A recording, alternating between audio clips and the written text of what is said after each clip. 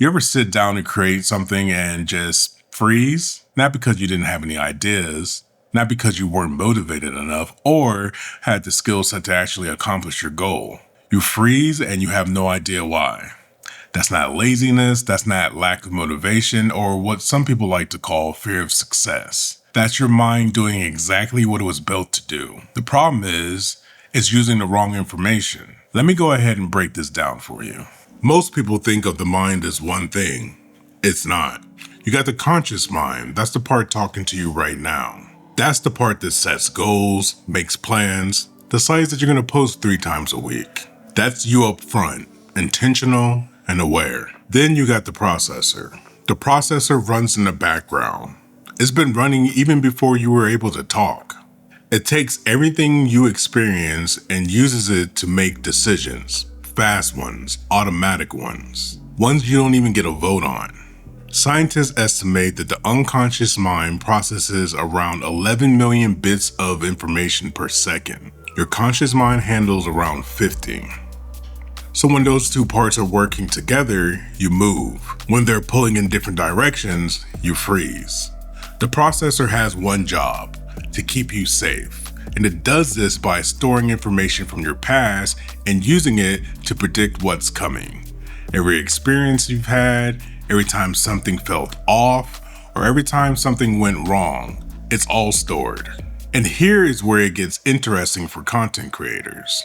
Maybe you posted something early on and it flopped. Maybe somebody dismissed your idea before you were even able to finish a sentence. Maybe you grew up in a house where being seen felt risky. Your processor stored all of that. And now, every time you sit down to create, it's pulling from those files. It's reading old data and responding to it as if it's happening right now. The content isn't blocked. Your processor is just doing its job with outdated information. There's another layer here that I want to call out directly. A lot of Black content creators are carrying more than just personal history in that processor. Society has been sending us messages of who we are and where we belong our whole life. We didn't have to hear it directly. Our processor got the message anyways.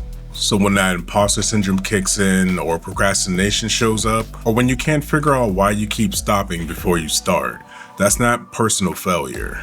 Your processor built a case about who you are, and it only lets in evidence that proves it right. That's the pattern, and that is what we work on. Here's the good news.